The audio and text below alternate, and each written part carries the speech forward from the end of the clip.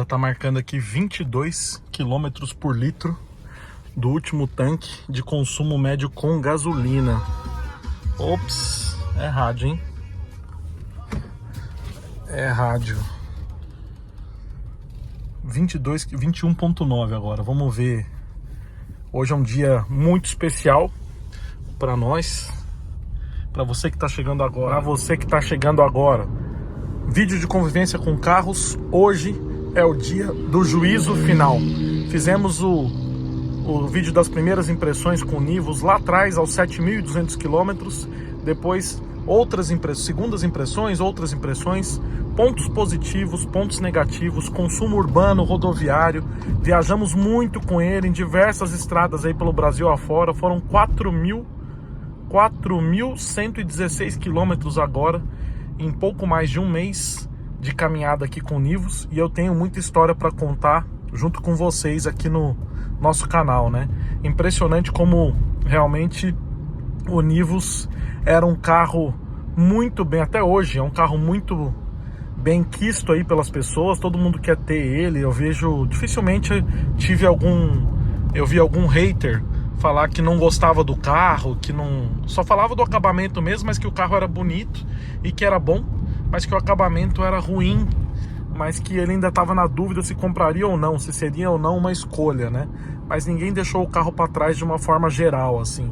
Mas eu fiquei impressionado mesmo com a satisfação das pessoas no teste do Pulse lá de longa duração, e agora no Nivus eu também fiquei impressionado, assim, como as pessoas gostam desses SUVs pequenos mesmo. E o Pulse e o Nivus têm um fator importante, que é uma pimentinha no motor, o motor 1.0 turbo lá com câmbio CVT de simulação de 7 marchas com 130 cavalos, e aqui com 128 cavalos acoplado a uma transmissão de 6 velocidades do tipo conversor de torque, né? Muitas águas rolaram. Eu creio que vocês devem estar esperando, sinceramente, que eu faça um juízo final comparando em linhas gerais com o Pulse. Lembrando que a Fiat, pelo menos, não considera mais, pelo menos nas lojas que eu fui, nas revendas que eu fui, eles não comparam mais o Pulse com o Nivus. Eles falam que o Nivus está na categoria do Fastback e não do Pulse. Mas eu acho que na prática não é o que acontece. Acho que todo mundo quer ver mesmo comparativo entre Nivus e Pulse, porque começou assim, era assim antes do Fastback. Então acho que é isso que vocês querem ver, né? Realmente o carro tem muitas qualidades, tem 2 ou 3 defeitos muito significativos, e hoje é o dia do juízo final. Eu já quero que vocês imaginem a nota que eu devo aplicar a ele depois de tudo que nós passamos aqui com essa flecha aqui. Parece uma flecha preta esse carro, muito bonito realmente, assim como eu achava o Pulse também bonito. E eu vou fazer um pouquinho de comparação com o Pulse, lembrando que temos propriedade, nós aqui todos do canal temos propriedade para falar deles, uma vez que viajamos com eles por muitos e muitos quilômetros, enfrentamos barro, chuva, enfrentamos muitas coisas aí, colocamos peso no carro e muitas águas rolaram aí. Usamos etanol, usamos gasolina em ambos os modelos, trafegamos no litoral com eles, levamos cachorro, gato, papagaio, usamos o carro como tem que ser usado, né? Usamos o carro como a maioria de vocês vai usar aí, com todo o cuidado possível, né? Esticando o motor ali além da conta às vezes, mas os recursos eletrônicos hoje impedem que você faça besteira, né, no motor e tal. Então tá tudo a contento, inclusive, se não pelos barulhos internos. Eu acho que esse carro tá melhor de motor e de tudo desde quando nós pegamos ele lá no começo, né? Os lags aqui estão menos evidentes, mas continuam aqui. Mas vamos conversar aqui ipsis literis, cada uma das coisas aqui, uma a uma, para saber qual que foi a desse modelo. E vocês, hein? Digam aí para mim o que acharam do teste do Nivus e qual carro vocês querem no canal aí. Qual carro? Eu tenho alguns modelos que eu poderia ter pego agora, mas eu optei pelo C3 ali no começo e eu também não... Eu estou na seguinte situação. Eu tô pensando em vender os carros que eu tenho lá e ficar só com os carros do canal, porque eu sempre fico com 2 carros em teste para o canal e acabo não conseguindo usar os 2 ao mesmo tempo. Assim, eu não consigo, às vezes um carro tá com um familiar meu, então eu só pego uma semana depois, tal. Então eu acabo não usando como eu gostaria. E eu acho que deixar só um carro no canal talvez não seja uma boa pedida. Deixar só um vídeo de um carro só, eu acho que dois fixos e um flutuante, né? 2 fixos e um flutuante talvez seja uma boa pedida. Talvez deixar 2 flutuantes e 2 fixos, por exemplo, a Tracker e o HB20 flutuantes e 2 fixos aí que vão alternando entre os 1000 km que a gente se propõe a testar, né? Mas às vezes a dinâmica das coisas aqui acaba não permitindo. Ele fala para ir o GPS tá pedindo para ir para Dutra, mas eu vou direto pelo Rodoanel para poder conversar com vocês com mais calma, né? E assim que entrar no Rodoanel, eu vou conversar um pouquinho mais com vocês aí, uma a uma das coisas sobre o teste.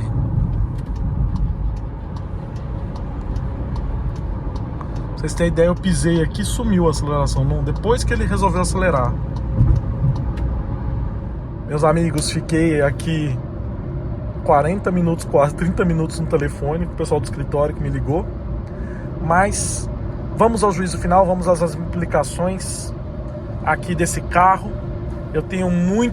Eu adiei o teste dele, inclusive o juízo final dele veio depois do Eclipse Cross, depois do Cronos, mesmo ele estando antes aqui na jornada, porque era necessário. Eu queria esmiuçar esse carro aqui para realmente saber qual que era a dele, né? Bom, vamos à questão da iluminação dos faróis. Talvez de todos os carros que tenha passado aqui no canal, e já se foram quase 50 carros, ele tem o melhor conjunto de iluminação de faróis, ali batendo com o Renegade 2021, né? Até o ano 2021 de LED, lá o que tem um bloco elíptico do Renegade.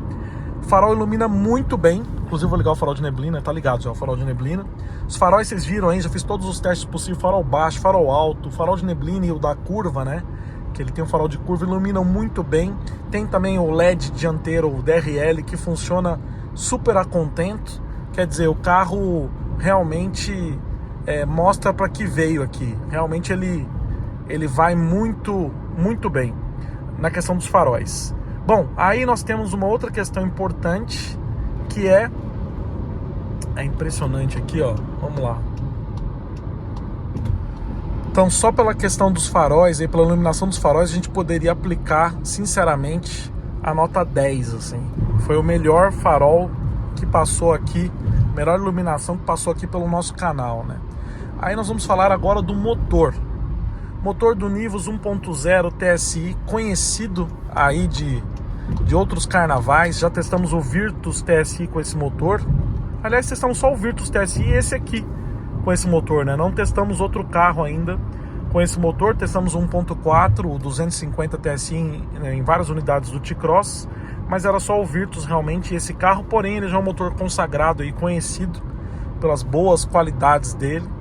E vamos a elas, né? O motor é extremamente elástico, é um motor que gira muito bem até os 5.000 rotações. Então, se você deixar no modo Sport ali e ficar acelerando, ele vai esticar além da conta. É melhor que você troque nos pedal shifts para ele desenvolver mais potência, trocando por volta de 5.200 rotações quando você quer andar de forma esportiva. Quando você anda com ele devagar, ele realmente economiza muito combustível. Vocês estão vendo que ele continua marcando uma média superior a 20 km por litro, andando a 100 km por hora aqui. Vocês viram no teste de consumo rodoviário que ele chegou a 22 km por litro no nosso teste específico aqui. Então o motor, pela questão do desempenho do motor e consumo de combustível, eu posso dizer que ele está muito bom, acima da média. Não funciona bem com etanol, Então o etanol ele gasta combustível demais quando você anda em circuito urbano.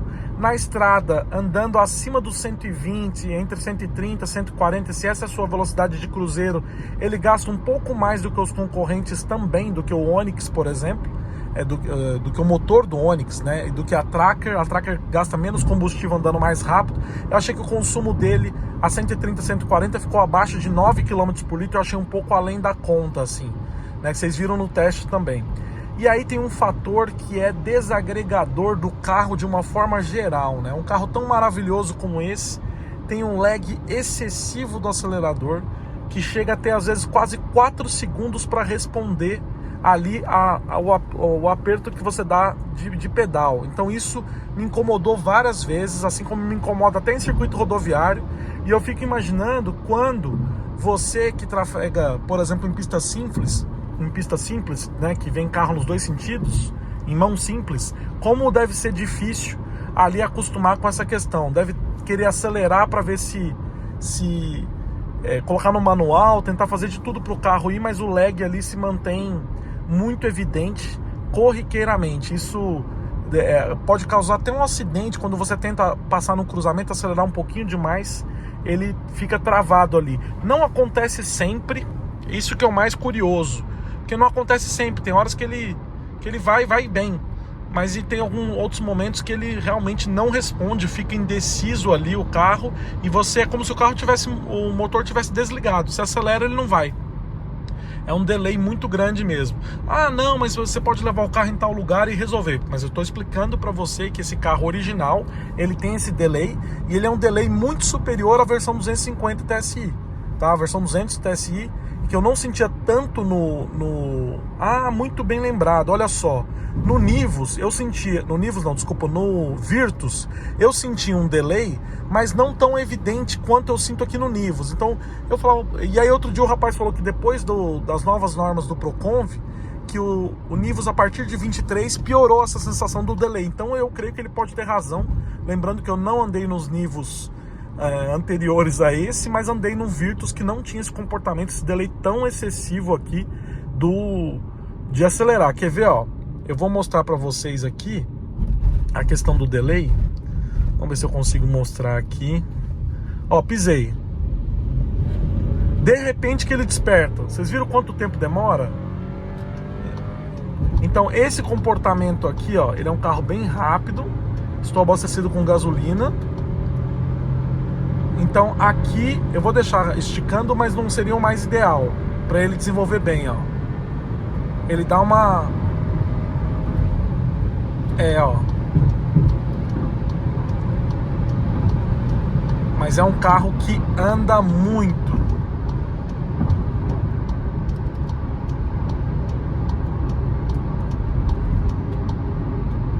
Ó, pisei. De repente que ele... Agora eu deixei no manual, ó. De repente que ele desperta. Então realmente ele tem um delay, mesmo em altas velocidades. Eu tô pisando aqui de novo. O problema é que ele anda muito mesmo, né?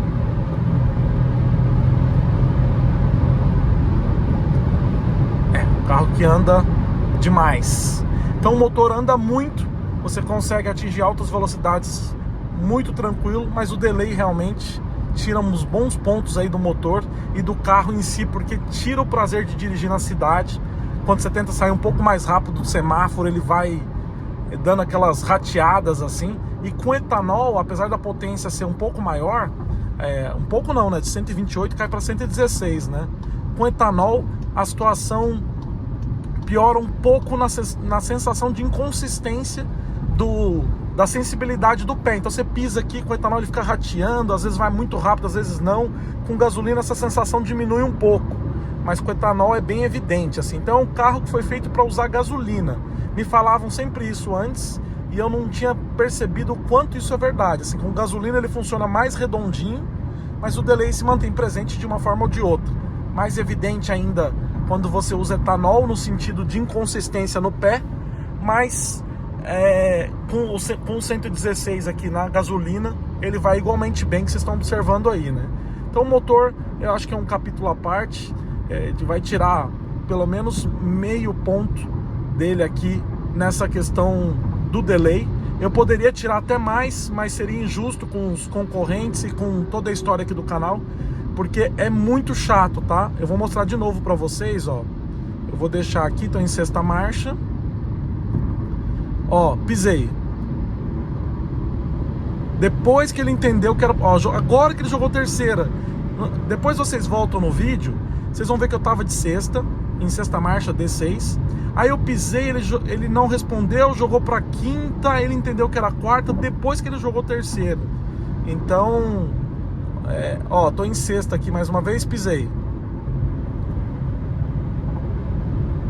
Observe que cada hora ele se comporta de uma forma, da forma que ele quer, mas sempre anda muito.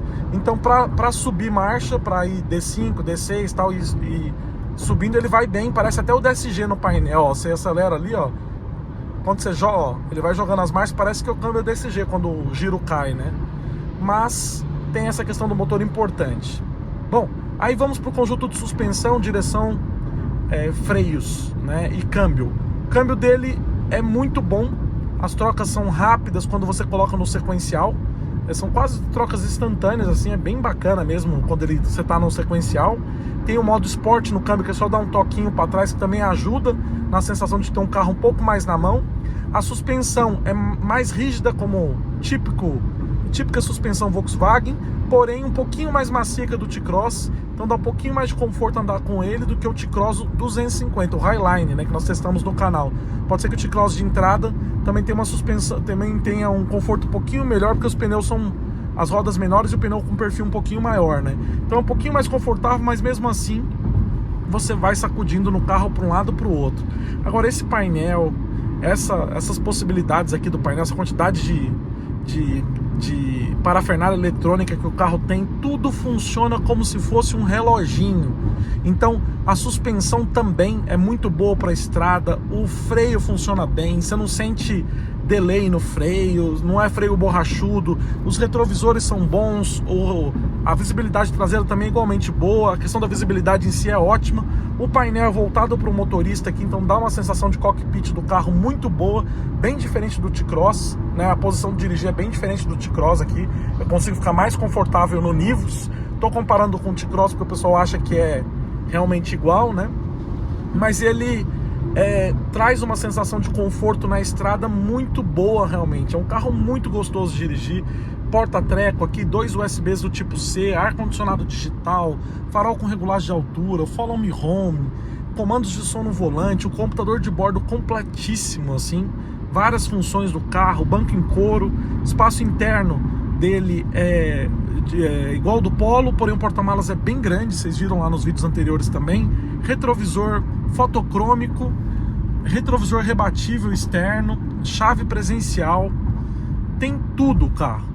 Não falta absolutamente nada de equipamentos de série no carro. Eu não sinto que falta nada aqui, nada de item essencial para esse valor de carro, né? Então tem limpador automático de chuva, tem farol com acendimento automático, tem sensibilidade diferente do limpador de chuva automático, ou seja, você pode colocar do jeito que você quiser, caiu uma gota ali, liga rápido, ou tá chovendo um pouco mais forte, ligar devagar. Que mais? Tem todos os comandos do vidro elétricos aqui, tudo com toque, fecha na chave, fecha na porta, farol de curva, já falei. Quando engata ré, ele tem a câmera de ré, tem também ali as linhas dinâmicas, ele tem sensor dianteiro de estacionamento, que é incomum, não é tão comum, né? Um sensor dianteiro. Cuidado, veículo no acostamento à frente. Tem um carro atrás. E sensor dianteiro, tem frenagem automática de emergência, ele tem ACC, pessoal. Isso é fantástico, o ACC funciona muito bem. Você pode regular a intensidade do ACC, a sensibilidade do ACC, se você quer que ele freie mais em cima, mais distante, se ele retoma a velocidade mais rápido. Tem vários modos de retomar a velocidade. Tem o Comfort, tem o Sport e tem o normal. Então, assim, é um carro muito completo. Assim, eu poderia ficar aqui horas e horas falando de tudo que esse carro tem, e realmente está acima da média nessa questão de equipamentos de série, assim, muito acima da média. É um carro muito completo mesmo, muito completo. Não tenho o que falar dele em relação a essa coisa. Esse Active Info Display aqui, que você pode configurar. E outra coisa importante, essa multimídia dele, sensacional, sensacional. Primeiro ponto negativo eu falei que é o delay do carro, né? Olha isso, olha isso, olha isso. Tô entrando à direita. Primeiro ponto negativo, eu disse que é o delay do motor, né? O segundo ponto negativo do carro foi o multimídia quando eu trafeguei com ele. Olha isso, vocês estão vendo isso, né? Quando eu trafeguei com ele em circuito rodoviário. Então eu ficava mais de 2 horas usando o carro, multimídia travava aqui, não voltava, tinha que desligar, ficava travado na tela aqui do Waze, às vezes não desligava, tal, então demorava para voltar. Achei que o caminhão ia parar. Demorava para voltar à tona aí, né? Ixi, embaçou tudo aqui, a neblina. Então multimídia demorava para voltar aí. Então funciona, tem muitos recursos o carro, mas a única coisa que não funciona como um reloginho, as duas únicas coisas que não funcionam como um reloginho aqui é o motor, na questão do delay em si, e a questão do multimídia que trava. Se você ficar andando bastante tempo, uma hora ela vai travar ali, dificilmente volta, você tem que desligar o carro, tal. O som do carro é muito bom também, eu gostei do sonzinho que vem nele. Tá, eu gostei do balanço da carroceria, da estabilidade na estrada. Na cidade, como eu falei, ele soca um pouco o corpo de um lado para o outro, mas isso é tipo de Volkswagen. E aí vem uma questão importante. Testei o Pulse Drive 200 Turbo 2022-23 também, estava com 14 mil quilômetros, mais ou menos a mesma quilometragem que esse, mais ou menos o mesmo tanto de testes. E aí me perguntaram sempre, qual carro você prefere? Tal, eu falei, putz, eu tenho as minhas preferências, né? E eu fiquei na dúvida o tempo todo, eu ficava lembrando do Pulse, e a pessoa falou, você não pode pegar o Pulse, Cuidado, veículo no acostamento à frente. você não pode comparar com o Pulse Drive, porque esse aqui é o Nivus Highline, né? Aí eu fui na Fiat, vi o Pulse Impetus, né? Vi o Abarth também, mas vi o Impetus, seria mais conduzente com esse carro aqui, tal, e falei, putz, é bem completaço, também tem painel digital e tem também sistemas de direção autônoma, semi-autônoma, tal. Mas o que importava para mim passar para vocês, essa questão de equipamentos de série opcionais, é fácil, vocês conseguem facilmente configurar um carro na internet ou ler lá na internet e saber, né? E o diferencial do nosso canal era falar entre os dois qual eu compraria. Acho que é isso que vocês querem saber de mim, né? Porque eu sei, o Pulse lá era mais simples, não tinha painel digital, tal. Ainda vou pegar a versão Impetus, mas vocês querem saber de mim qual eu compraria, né? Qual é melhor? Mas melhor no sentido de construção de projeto, né? E eu fiquei nessa dúvida na minha cabeça, falei, meu Deus, o que eu falo para esse pessoal? Eu tenho uma responsabilidade muito grande com todo mundo. Né? O que eu vou falar para essas pessoas que estão me ouvindo aqui, né? Num determinado momento, num vídeo aqui, eu falei, olha, o Nivus é de categoria muito superior ao Pulse. E aí depois eu andei com o carro, aí quando eu vejo essa questão dos plásticos aqui, então eu resolvi agora, nesse momento, primeiro vamos falar dos plásticos. Terceiro ponto negativo do Nivus, acabamento do carro. Apesar de ser lindo, completamente lindo e aconchegante andar nele aqui, o aconchego vai pelo ralo quando você começa a escutar os barulhos internos. Então esse carro está batendo o painel, ele está dando uns estalos no painel, ele tem uns estalos no porta-malas, no banco traseiro e nos 2 bancos dianteiros. Então ele faz muito ruído interno, eu provei isso para vocês, e isso tira muitas vezes o prazer de dirigir o carro na cidade, mesmo utilizando o som. Você escuta os batuquezinhos dele. E eu creio que são problemas, inclusive está fazendo ali no painel do lado direito, mesmo num asfalto liso como esse. Eu creio que esses problemas são insolucionáveis, porque não são defeitos de encaixe de peças, é o próprio material que range, né? É o material mesmo que range, ou seja, Não é nem numa junção do painel que faz o barulho, é no próprio painel mesmo, no material do painel. A mesma coisa em relação às portas. Então isso é o calcanhar de Aquiles desse carro maravilhoso. É o calcanhar de Aquiles. Assim, o acabamento dele, porque não é uma frescura, meus amigos, é uma batucada mesmo.